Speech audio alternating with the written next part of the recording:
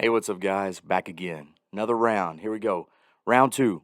We got through round one, self care. We're taking care of our body, our mind, our spirit, everything we need. Now it's round two. What's round two? Separate yourself. Get away, get a little distance, get a little space. This is going to be good for the soul, man. Right after this introduction, here we go.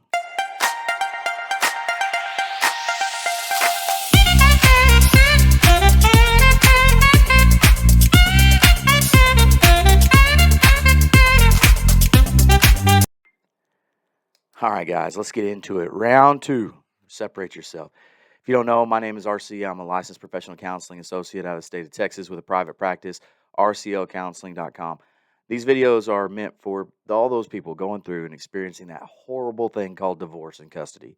It is a awful experience, okay?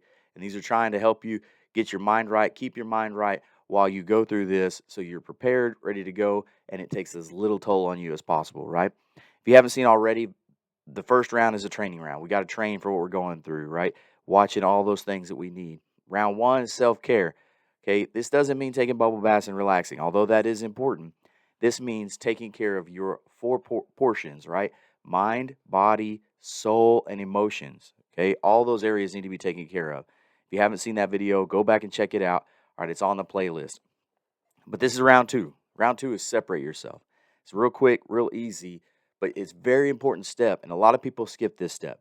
Okay, if you're in this process, you need to separate all of the pieces and aspects of your life. You got to live two separate lives. All right, it's great to co-parent, but you can't co-parent living in the same house saying you're going to get divorced. It just doesn't work. It always leads to confusion. It always leads to problems. Okay, people say that, hey, I'm living in the other spare bedroom. No, you're not. You're still together. Okay, so if you're in this process, you got to find ways to separate yourself. And until this takes place, you really aren't ready to keep going. All right, you're not going to file for divorce while living in the spare bedroom and seeing the kids in her every day or seeing the kids in him every day, whatever your case may be. All right. So first things first is living situation. House, man, separate yourself. Get an apartment. Do what you got to do. Okay. Move back in with your parents if you have to. Do whatever it has to be done. Now, I know that's not ideal, but in the long run, we're trying to protect things here. One, our mental health, and that's going to protect the mental health and the well being of our children. So you got to separate your living situation. Okay. The next thing on the list is bills.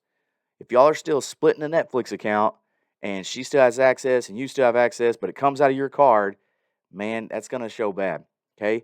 And that's a simple example, but there's major examples. All right.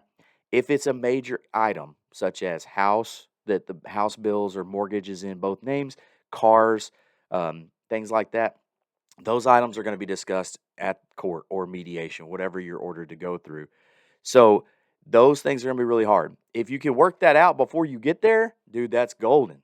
But if you can't, those things are going to be discussed.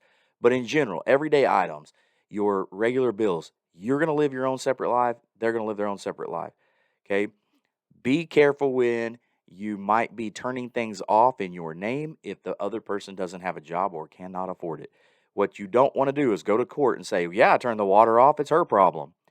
But she doesn't have a job and your kids are still living there. Don't do that. Okay. Be cautious, but you need to separate these things as best you can. Okay. The biggest thing is to separate social groups. Now, this is going to hurt some of you. Okay. Because you're going to make people take sides if you're not careful. And that's going to hurt feelings. It's going to hurt feelings. It's going to hurt relationships. And this is already going to take place. Just by in the fact that you're in a divorce and custody situation, you're going to hurt feelings. You're going to make people go different directions. Your life is going to change. There's a new chapter starting. And sometimes new chapters don't have the same people in them. So be careful about that. But the biggest key to this whole thing here is to really do the best to live two separate lives. Okay? Big items, big ticket items, it's going to be hard till you go to court. Unless you can work it out to begin with. All right? If y'all can work it out before you go to court, trust me, the court does not care. They want you to do that. If you can call up and say, hey, listen, you kept the house, I'm going to you refinance it and it's yours or whatever you need to do. Cool. Or cars or whatever, giant investment accounts. Hey, we're going to separate this investment account. Right now it sells for blank. I'll take half, you take half, and we're done. And then we close that account. Great. Okay. Don't strand people, right? You don't strand your ex and be like, too bad. It's all my money. That's going to look so bad for you. Don't do that. I'm telling you right now, don't do that. So this is just a food for thought. This is one, physically and mentally and emotionally. This is going to separate your mind from this thing of being together, okay? Because we're going to have grief. We grieve the things, and grief is just the mind realizing that the future is going to be different than what it is now. That's it. The future is going to be different. We grieve loved ones that we've lost because they're gone and we're not going to see them ever again until the next event, whatever happens, right? But in things like this, there's still grief. The future looks different.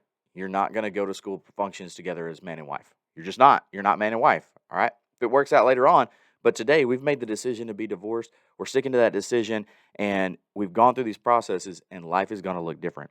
So by doing these little things, separating as much as you can, living your own life on that side, letting them live their life on their side, it makes life so much better. It makes you mentally so much better and stronger.